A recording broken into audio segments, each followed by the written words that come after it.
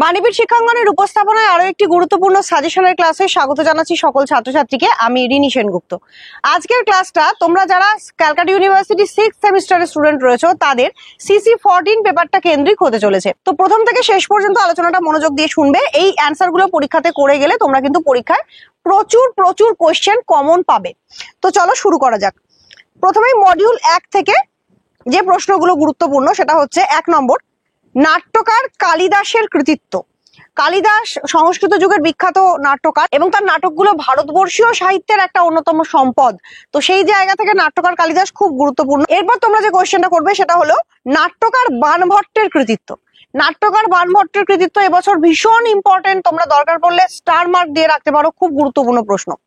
Next করবে শূদ্রকের নাট্য কৃতিত্ব বিশ্লেষণ করো। এবছরের শূদ্রকও কিন্তু খুব গুরুত্বপূর্ণ, তো খুব মনোযোগ দিয়ে করবে। এরপর চলে যাচ্ছি সংস্কৃত সাহিত্যের 5 নম্বরের প্রশ্ন প্রসঙ্গে। 5 নম্বরের জন্য ইম্পর্টেন্ট টিকাগুলি হলো উত্তর রামচরিত টিকা, জয়দেবের গীতগোবিন্দম টিকা, কাদম্বরী টিকা, মেঘদূত টিকা, মালতী মাধব টিকা এবং কুমার সম্ভব টিকা। এগুলো খুব গুরুত্ব দিয়ে করলে কিন্তু এই জায়গাটা থেকে কমন পেয়ে যাবে। নেক্সট মডিউল 2 তে তোমরা ইংরেজি সাহিত্যের জন্য যে প্রশ্নগুলো করবে সেটা হলো ইংরেজি সাহিত্যে ভার্জিনিয়া উলফের কৃতিত্ব। নেক্সট করবে কবি ওয়ার্ডসওয়ার্থের কৃতিত্ব কবি হিসেবে। নেক্সট করবে রোমান্টিক যুগের শ্রেষ্ঠ গীতিকবি হিসেবে শেলির কৃতিত্ব। নেক্সট করবে কবি টি.এস. এলিয়টের কৃতিত্ব। এছাড়া তোমরা করবে কবি জন কিটসের কৃতিত্ব। তো মোটামুটি ভাবে এখান থেকে এই প্রশ্নগুলো করলে কিন্তু বড় কোশ্চেন তোমরা অবশ্যই কমন পেয়ে যাবে। এরপর চলে যাবো 5 নম্বরের টিকা প্রসঙ্গে। তো তোমরা ইংরেজি সাহিত্যে এই যে বড় কোশ্চেন গুলো করবে বা আরো যে পাঠ্যে তোমাদের রয়েছেন বিভিন্ন কবি বা ঔপন্যাসিক, তাদের যে কোনো লেখা থেকে কিন্তু 5 নম্বরের টিকা আসতে পারে। তো যে কোনো তাদের রচিত সাহিত্য, কারণ প্রত্যেকটা সাহিত্যই বিখ্যাত, কোনোটাকে আমরা একটা থেকে একটা কম বা বেশি বলতে পারি না, সেই জন্য এই জায়গাটায় 5 নম্বরের টিকা প্রেডিক্ট করা একটু মুশকিল। তবুও আমি কিছু গুরুত্বপূর্ণ টিকা বলছি, সেগুলো করে গেলে আশা করছি কমন পাবে। যেমন হ্যামলেট করবে, ম্যাকবেথ করবে, Othello, King Lear, as you like it, a midsummer night's dream, ode to the west wind, ode on a Grecian urn, the wasteland, Adonis, Pygmalion, Prometheus unbound, the merchant of Venice, lyrical ballads, Ivanhoe. এগুলো খুব মনোযোগ দিয়ে করবে। মোটামুটি ভাবে এগুলোর থেকে আশা করছি কমন পেয়ে যাবে। কিন্তু এছাড়াও আমি বারবার বলছি, যে কোনো সাহিত্যিকের লেখা যে কোনো বিখ্যাত রচনার নাম তুলে কিন্তু টিকা চাইতে পারে। এটা খুব কমন ব্যাপার, কারণ তোমাদের পাঠ্যে যে সাহিত্যিকগুলি রয়েছেন তারা প্রত্যেকেই অসংখ্য রচনা লিখেছেন এবং প্রত্যেকের রচনাই স্ব ক্ষেত্রে বিখ্যাত। গুরুত্বপূর্ণ একটা ঘোষণা করছি তোমাদের সবার জন্য, যারা এতদিন ধরে আমাদের সঙ্গে যুক্ত রয়েছে। আমাদের বাণীপীঠ শিক্ষাঙ্গনের তরফ থেকে কিন্তু বাংলায় এমএ পড়ানো হয়।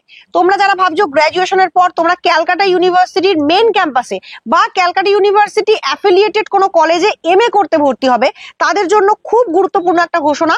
এমএ পড়ার পথটা কিন্তু খুব একটা গ্র্যাজুয়েশনের মতন সহজ নয়, আরো জটিল কঠিন বিষয় সেখানে তোমাদেরকে পড়তে হয় এবং বিষয়গুলি যেভাবে লিখতে হয় সেই লেখার যে ধরন সেটা কিন্তু গ্র্যাজুয়েশন থেকে অনেকটা উন্নত মানের হয়। তো এমএ পড়ার জন্য প্রপার গাইড যদি তোমরা না নাও তাহলে প্রত্যেকটা মুহূর্তে তোমাদেরকে হোঁচট খেতে হবে এবং তোমাদের এমএ পড়ার যে অভিজ্ঞতা সেটা কিন্তু ভালো হবে না। তাই বলছি, যারা ভালোভাবে নিজেদের এমএ পড়ার অভিজ্ঞতাটাকে সুন্দর করে গড়ে তুলতে চাইছো এবং চাইছো যে খুব ভালো করে তোমরা এমএটা পড়বে, তারা অবশ্যই বাণীপীঠ শিক্ষাঙ্গনের সঙ্গে যুক্ত হয়ে থাকতে পারো। নিচে আমি একটা নাম্বার দিয়ে দিলাম, তোমাদের পরীক্ষার পরেই কিন্তু আমাদের প্রতিষ্ঠানের তরফ থেকে এমএতে ভর্তি নেওয়ার প্রক্রিয়া শুরু হয়ে যাবে। তো তোমাদের পরীক্ষার রেজাল্ট বেরোবার পর তোমরা অবশ্যই এই নাম্বারে কন্ট্যাক্ট করতে পারো আমাদের সঙ্গে এবং বাণীপীঠ শিক্ষাঙ্গনে ভর্তি হয়ে তোমাদের এমএ পড়ার অভিজ্ঞতাটাকে সর্বাঙ্গ সুন্দর করে তুলতে পারো। আর সব থেকে গুরুত্বপূর্ণ কথা যেটা, আমাদের কাছে পড়ার জন্য 1000 টাকা 1500 টাকা ফিস দিতে লাগে না। তো অনেক কম এবং ন্যূনতম ফিজে আমরা কিন্তু এম এর মতো একটা গুরুত্বপূর্ণ কোর্স সরবরাহ করে থাকি। এবার চলে যাব নেক্সট মডিউল প্রসঙ্গে, মডিউল 3।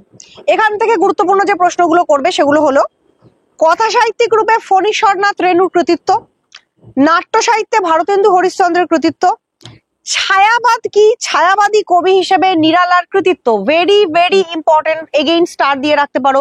ছায়াবাদী কবি নিরালা এবছর খুব গুরুত্বপূর্ণ। এছাড়া কবি ভারতেন্দু হরিশ্চন্দ্রের কৃতিত্ব দেখে রাখবে। এখান থেকেও টিকার ক্ষেত্রে সে একই কথা বলবো, প্রচুর প্রচুর বিখ্যাত রচনা রয়েছে, যে কোনো রচনার নাম তুলে টিকা আসতে পারে। তবুও তার মধ্যে থেকে আমি কিছু গুরুত্বপূর্ণ টিকার নাম বলছি, এগুলো অবশ্যই করে যাবে। কফন, কুকুর মুত্তা, গবন, মহিলা আচল, পল্টুবাবু রোড, নিরুপমা, সেবা সদন, পার্তিপারি কথা, প্রেমাশ্রম, রঙ্গভূমি, দুর্লভ বন্ধু, গোদান, ভারত জননী, জামা, এইগুলো অবশ্যই করবে। এছাড়া এখান থেকে কোয়েশ্চেন হিসেবে 5 নম্বরের জন্য ছোট করে একটু করে রাখবে হিন্দি কাব্য সাহিত্যে মহাদেবী বর্মার কৃতিত্ব। এটা প্রশ্ন হিসেবে আসতে পারে যে হিন্দি কাব্য সাহিত্যে মহাদেবী বর্মার কৃতিত্ব আলোচনা করো 5 নম্বরের জন্য, এটা অবশ্যই করবে। এছাড়া করবে ছোট গল্প রচনায় প্রেমচন্দ্রের বিশিষ্টতা, এটাও কিন্তু ছোট প্রশ্নের জন্যই বললাম। তো মোটামুটি ভাবে এই কোশ্চেন গুলো করলে CC14 থেকে তোমরা 100% কমন পেয়ে যাবে, এই আশা রাখতে পারি। আশা করছি তোমাদের পরীক্ষা সকলের খুব ভালো হবে এবং তোমরা গ্রাজুয়েশন কমপ্লিট করে প্রত্যেকেই MA পড়বে এবং আরো উচ্চ শিক্ষা গ্রহণ করবে। তো তার জন্য সকলের জন্য রইল বেস্ট অফ লাক।